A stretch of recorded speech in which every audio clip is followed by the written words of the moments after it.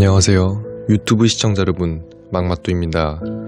성관계 후 돈을 받기로 했는데 돈을 받지 못하고 욕설을 듣자 화가 나서 범행을 저지른 조성호 사건에 대해 알려드리겠습니다. 당시 30살 조성호는 2016년 3월 말에 인천광역시 연수구 자택에서 함께 살던 최모 씨와 말다툼이 일어났고, 이에 분노를 참지 못한 조성호는 살해를 하기로 결심하고 살해 후 시신을 토막내고 유기를 했습니다. 2016년 5월 1일 오후 3시 50분경 경기도 안산시 단원구 불도 방조제 근처 배수로에서 이불이 감싸진 마대자루가 발견이 됩니다. 이 마대 안에는 한 남성의 하반신이 담겨 있었습니다. 시신이 발견되고 경찰은 급히 수사본부를 구성한 다음 10개 중대 900명의 병력과 드론을 동원해서 처음 하반신이 발견된 장소를 중심으로 주변을 수색했습니다. 그렇게 이틀이 지나 5월 3일 방아머리 선착장 물가에서 이불에 감싸진 마대자루를 발견했고, 그 안에는 상반신이 담겨 있었습니다. 5월 4일 발견한 토막 시신의 지문을 채취한 결과 시신은 최모 씨로 확인되었습니다. 경찰은 최 씨의 핸드폰을 확인했고, 통화 내역을 보고 최근에 최 씨와 자주 연락한 몇 명을 골라냈습니다. 경찰은 골라낸 사람들 중 범인이 있을 것이라 생각했고, 조사 결과 최 씨와 함께 살던 조성호를 유력한 용의자로 지목했습니다. 5월 5일 오후 1시 50분 경찰은 최 씨를 체포하려고 최 씨가 거주하는 인천광역시 연수구의 자택으로 출동했고, 집안에 들어가자 집안 벽면에 혈흔을 발견하고 조성호를 체포해서 저지른 범행의 자백을 받았습니다. 조성호에 대해 간략하게 알려드리겠습니다. 조성호, 지인의 말에 따르면 고등학교 시절 조성호는 소시오패스 성향을 보였다고 했습니다.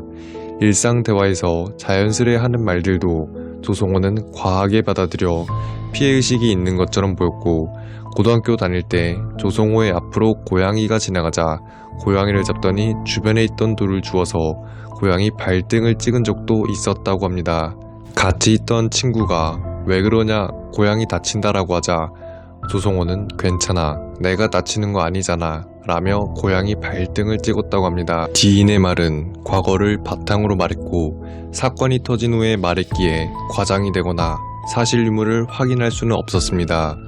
이러한 모습과 말을 들은 전문가들은 이러한 조성호의 행동을 보고 소시오패스일 가능성이 높다고 했습니다. 그렇다면 조성호는 무엇 때문에 피해자 최모 씨를 살해했던 걸까요? 조성호는 2013년 12월 경기도 의정부시의 한 상가 건물에 밀라스토리라는 이름으로 여자친구와 같이 애견 카페를 운영했습니다. 9개월간 운영을 잘 하다가 어느 날 갑자기 여자친구가 거액의 돈을 훔쳐 달아났고, 경제적인 피해를 입은 조성호는 카페를 운영할 여력이 안 되자 2014년 12월에 애견 카페를 정리하고 대출을 하게 됩니다. 하지만 수천만 원을 대출하고 빚에 시달리다가 2016년 1월 2일 인천 소재의 한 모텔에서 카운터 및 모텔 관리를 담당하는 종업원으로 취직을 했습니다. 1월 4일에 최모 씨도 조성호와 같이 같은 종업원으로 일하게 되었고, 이둘은 일을 하며 서로를 알아가게 되었습니다. 이둘은 모텔 사장이 지정해준 숙소 옆 펜션에서 함께 기거하며 급속도로 친해졌습니다. 친해지자 이런저런 이야기를 하며 서로 어려운 처지에 동질감을 가지게 되었습니다. 얼마 지나 2월 모텔에서 근무 태만으로 함께 해고를 당했습니다. 더 이상 있을 곳이 없자 최 씨는 조성호에게 집을 새로 구해서 동거하자고 제안을 했고, 이에 조성호도 동의를 했습니다.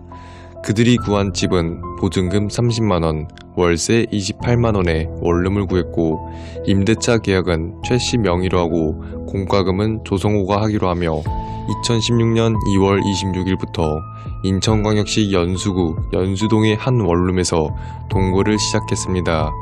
점점 친해지며 3월 10일경 조성호는 최 씨와 노래방에서 놀다가 집으로 돌아오는 길에 도우미 해도 큰 돈 못 벌지, 네가 나한테 해주면 훨씬 많은 돈을 주겠다며 최 씨는 조성호에게 제안을 했습니다.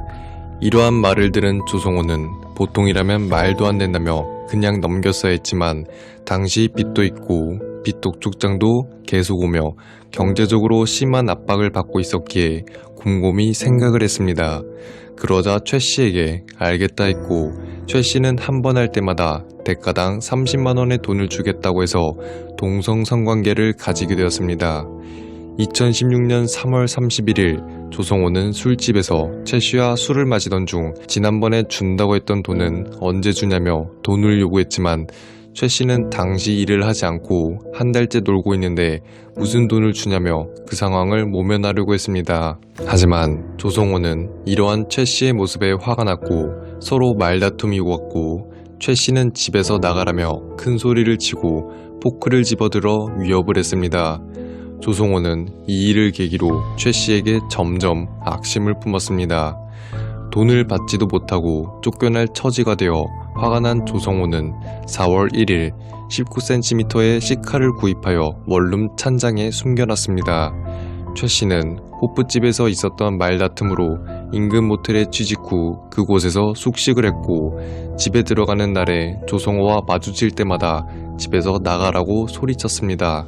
4월 12일 저녁 조성호는 더 이상 참지 못하고 최 씨에게 마지막으로 돈을 달라고 요구하고 이 요구를 거절할 경우 살해하기로 마음먹고 모텔에서 해고당하고 나서 취직한 공장에서 망치를 챙겨서 원룸에 귀가를 했습니다. 4월 13일 00시 30분경 조성호는 원룸에 들어가자마자 현관문 앞에 있는 냉장고 뒤쪽에 망치를 숨기고 방에 들어갔습니다. 일을 마치고 침대에 누워있던 최 씨는 조성호에게 집에서 언제 나갈 거냐, 내가 나가라고 했지라며 큰 소리로 욕을 했습니다. 조성호도 이미 계획을 하고 60만원은 왜 안 주냐, 집을 나갈 테니 보증금 30만원까지 해서 90만원을 달라며 따졌습니다. 이에 최 씨는 너도 좋아해서 해놓고 이제 와서 그러냐, 너나 네 부모나 똑같다며 욕설을 했습니다. 부모님의 욕을 들은 최 씨는 순간 분노가 치밀어 냉장고 뒤에 숨겨두었던 망치를 꺼내며 네가 뭔데 우리 부모님을 욕하냐면서 최 씨에게 다가가자 불길한 느낌을 눈치채고 일어나려는 최 씨의 낭심을 걷어차고 침대에 넘어뜨려 망치로 머리를 수차례 내리쳤습니다. 최 씨의 움직임이 없어지자 화장실로 옮겨 사두었던 시카를 꺼내 복부와 가슴을 수차례 찔렀습니다. 흥분이 가라앉지 않자 시칼로 시신의 등을 절개한 후 배를 절개했습니다. 시신의 장기는 도려낸 후 일회용 비닐봉투 5개에 나누어 담은 후 4월 14일 종량제 봉투에 담아 분리수거장에 버렸습니다. 그렇게 4월 15일부터 4월 20일까지 시신을 토막내고 장기를 적출한 다음 남은 시체는 4일간 방치 후 상반신과 하반신을 완전히 분리시켰습니다. 4월 26일 11시 30분경 렌트카 차량에 시신이 담겨있는 마대자루를 싣고 나서 27일 새벽 1시 40분경 안산 불도에 하반신을 유기, 그리고 새벽 2시경 방아머리 선착장 부근에 상반신을 유기했습니다.